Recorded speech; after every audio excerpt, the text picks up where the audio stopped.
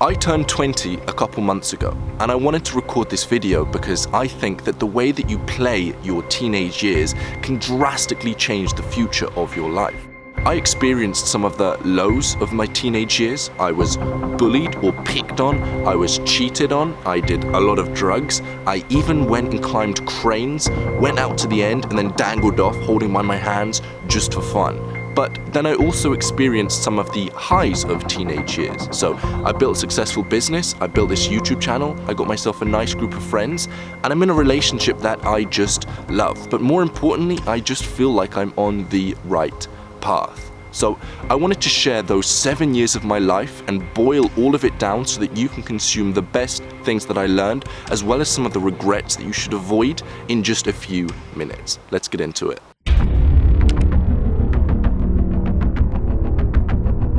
So when I say that I regret these things, I don't actually regret them at all. And I think it's super valuable to have a very quick discussion about the topic of regret, because without this discussion, the 7 things that I regret are, in a word, completely meaningless. So my opinion about the topic of regret comes from Seneca, and he said that these 2 things must be cut away: fear of the future and the memory of past sufferings. The latter no longer concern me, and the future does not concern me yet. You see, at the end of the day, I can't control what happened in my past. I can't go back and alter it. I don't have a time machine. There is no point having negative emotions over something that you can't change. That is just wasted negative emotions. It's much better to look at the past, analyze that information. If it's bad, get the best you can out of it, because with bad there's an opportunity to learn, and if it's good, be grateful for that. This is the process I use to stop regretting the past, and it's actually very simple, because at the end of the day you can't stop thinking about something. If I tell you don't think about a purple elephant, you're going to think about a purple elephant. So instead of just not thinking about the past, what you've got to do is reframe your negative thoughts about the past. The best way to do that is to ask yourself the question about something you regret: how can this be the best thing that ever happened to me? For example, when I would spend 8 hours a day procrastinating, and I would procrastinate for many years in a row, that ended up being the best thing that happened to me, because I learned so much through that in my procrastination program I can now help people overcome procrastination, and the results people are getting are absolutely insane. And if you want to know more about reframing these thoughts, just Google triple column technique. It's one taken from cognitive behavioral therapy, which is actually based on Stoicism. But the beautiful thing is, at the end of the day, the negative things that happen to you, you don't know if they're actually negative, because the world works in very strange cause and effect ways.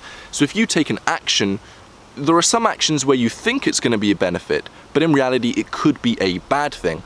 And there are also things that could happen to you that you think are a bad thing, but could end up being the best thing that ever happened to you.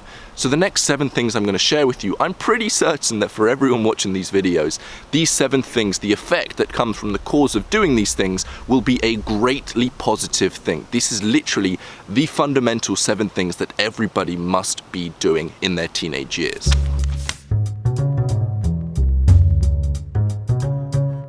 So the first thing is to get efficient with using your time. At the end of the day, time is the most important thing. If you lose some money, you can earn it back. If you lose some time, there's no way that you can get it back. So get very good at using your time effectively. A few tips is to have a calendar. Even if you're at school most of the day, or even if you're at uni most of the day, have some kind of a calendar so that you can plan your time outside of uni. Because you're going to procrastinate things unless you plan them in. It's just basics. You have to have some kind of a calendar. I highly recommend that you plan tomorrow today, which means the evening before you plan out what your day is going to look like, so that you can schedule in all of the things that you want to do. Because you can do a lot in your teenage years. You can have a lot of fun, but you can still set yourself up for success in the long run, but only if you manage your time. A few extra things for you to do would be to remove time suckers. So if you spend a lot of time on social media or gaming or YouTube, start to get rid of those things, unless it's my channel, of course. But what you want to do there, the first step is just to get aware of how much time that you're wasting. Download some kind of time tracker so that you can really see the extent of your time wasting.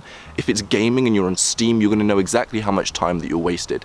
You want to remove these things because it's just wasted time, and you're going to regret not removing these things. Then on the other side, I mean, the amount of hours I spent on CSGO is just ridiculous, just wasted time completely down the drain. Then on the flip side, once you remove those things, you've got to have activities that you can fill that time with. if you don't have a greater demand for your time than your supply, you're going to end up procrastinating. As humans, we fill in a container that we're in. So if you've got a huge container, we've got a little amount of work in a long amount of time, we're going to wait until the pressure mounts up, then we're going to do the work. Whereas if you add more into that container, the pressure adds up and you're more likely to do more. It's easier to overcome procrastination with more on your plate than it is for less on your plate. So remove those time suckers and add in extra things to do with your time.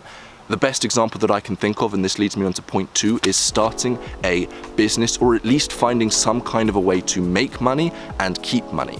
So one of the things I did when I removed gaming, I would just go back to gaming because I had nothing to fill that time with. And this happened again and again and again as I tried to quit and I'd fail. I tried to quit and I'd fail. And the only way I could stop it was when I sold my gaming computer and I started spending all of my time on building a online business. So that has 2 benefits. First of all, I'm learning a lot of skills. I'm using my time wisely. Second of all, it gives me a way to earn money. And third of all, it's actually helping other people. So I'd highly recommend that you find a way for you to earn some kind of an income with the time that you've now got, because that is just a skill that's going to benefit you in the long run absolutely immensely. In your teenage years, if you can pick up some high value skills, the amount that that's going to earn you in the long run is absolutely ridiculous, and the amount that will change your life is also absolutely ridiculous. I'd highly recommend that if you don't know what to do with your time, you start making a YouTube channel or starting a drop shipping business or just talking about what you love, learning some kind of high value skill. It will be absolutely incredible. The benefits you will receive from that, I just can't explain to you. Then the second thing there is learning how to keep your money. So in the start, when I'd go out and I would earn money, I would just go ahead and spend that money straight away. But what you've got to understand is it's not about the amount of money you make, it's about the amount of money that you keep. People say they don't care about money, but they spend 8 hours of their day working towards money. Money's a beautiful thing if you use it right, and if you learn to make it and you learn to keep it in your teenage years, you are way ahead of the game and you're set up for an incredible life. Third thing, I kept trying to find myself. I kept trying to find my purpose. Man, geese. Third thing, I spend a lot of time trying to find myself or find my purpose. This is wasted time. You are not some set character and you're not trying to chisel away to find who you really are. You don't find yourself. We are humans. We are the best adaptation animals in the whole world. Stop trying to find yourself, start trying to create the kind of person that you want to become. You can become the kind of person you want to become. That's not in you. It's when people tell you to be yourself, or why have you changed, or try to find yourself. That's absolutely stupid advice. Go out through the process of trying to become the kind of person that you want to become. It all comes down to personal development, which again, if you can implement this in your teenage years, you are so far ahead of the curve, because at the end of the day, personal development works. If you want to live a kind of life where you're happy, you're fulfilled, you're having fun, you're successful, you've got an amazing girlfriend, you've got the money that you want, you have to learn to develop yourself into the kind of person that deserves those kinds of things.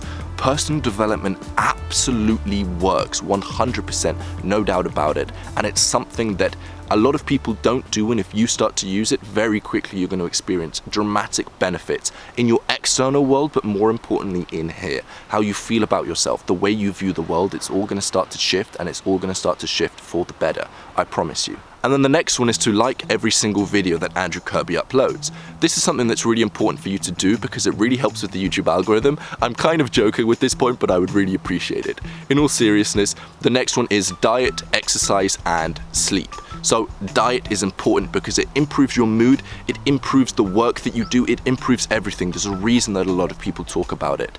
Exercise, again, improves your body, improves your mind, improves absolutely everything in your life. Ignore everything else if you haven't got a good diet, you haven't got some kind of an exercise routine, and just focus on those things.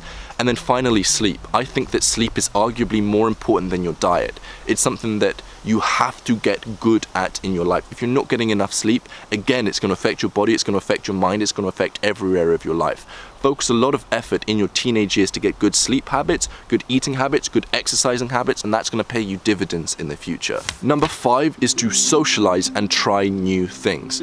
So all of the other stuff we've talked about is how you can improve yourself, and that is so important, but also having fun, treasuring your time, making the most of your time, seeing new experiences is almost as valuable. So we've only got one life. You should want to see everything that you want to see. I spent too long of my teenage years in a bubble, in a comfort zone, doing the same thing, not going out and socializing, meeting new people, seeing new experiences, learning from new things. Go out, see the world. The world is a beautiful place. Just look behind me. It's absolutely incredible.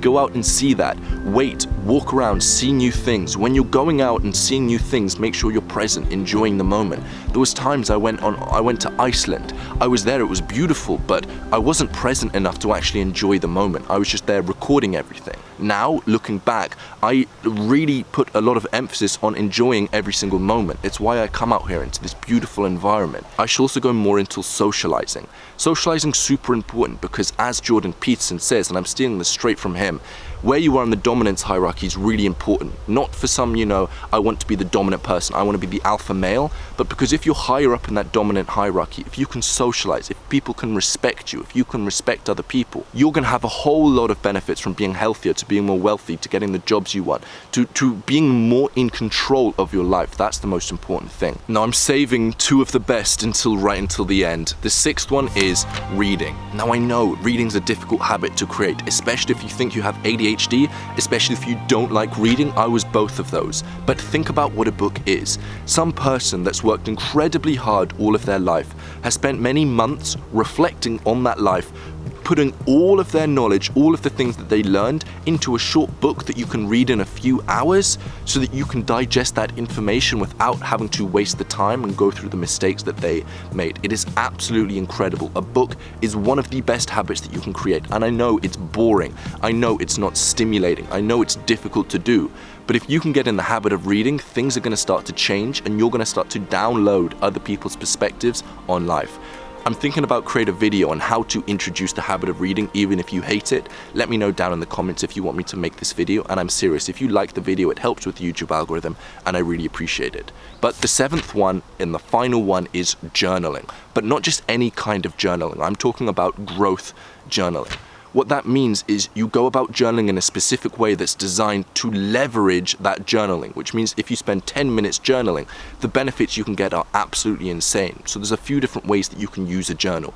First of all, you can do what I like to call a mind dump, where you go and you just spill all of the things that are on your mind. What happens is our mind get caught up in these thought loops. We repeat the same negative thoughts again and again and again. Or you don't even know what thoughts you're thinking. By doing a thought dump or a mind dump and you just dump all of the thoughts that you're saying, you just do a stream of consciousness on the paper, you're going to be able to analyze your thoughts far more effectively. You're going to be able to get rid of the negative thoughts and introduce the positive thoughts. And as we know, thoughts dictate your emotions and thoughts also dictate the actions you take. So if you go through the process of filtering out your bad thoughts and introducing new good thoughts, which is completely possible, as weird as it sounds, just like a computer, you can install applications and download and delete applications. In your mind, you can implant good thoughts and remove bad thoughts. That's how you're going to start to make progress very quickly. That's how you're going to start to be happier, more confident, more social, more proud of who you are, and just use your time better. Go about that process. Another technique you can use is what I like to call weeding. So if you've got a problem in your life, you go to the journal, write at the top the problem that you're having, and then just spend 10 minutes trying to solve that problem, but you do it in written thought. Because like I said, in your mind, your brain goes in thought loops. When you write, you're able to create new, unique thoughts that you've never thought of before, build upon those old thought patterns, and create new solutions to problems that you didn't even think were solvable. So whenever you've got a problem, write it at the top of the paper, write about it, and you'll come up with some pretty unique solutions. If you've enjoyed this video, then make sure you like it. And finally, if you want to get more from me, I'm not on Instagram, I'm not on Facebook, I'm not on LinkedIn. I like to stay focused. One way you can get daily actionable personal development tips, motivation, and advice is to go to andrewkirby.net/growth. Click the first link in the description. It's absolutely free. You can receive my emails absolutely free, where I deliver a ton of value and also give recommendations for products and stuff that I recommend you to get, which will drastically increase the efficiency of your life. I appreciate you, and I'll see you in the next video.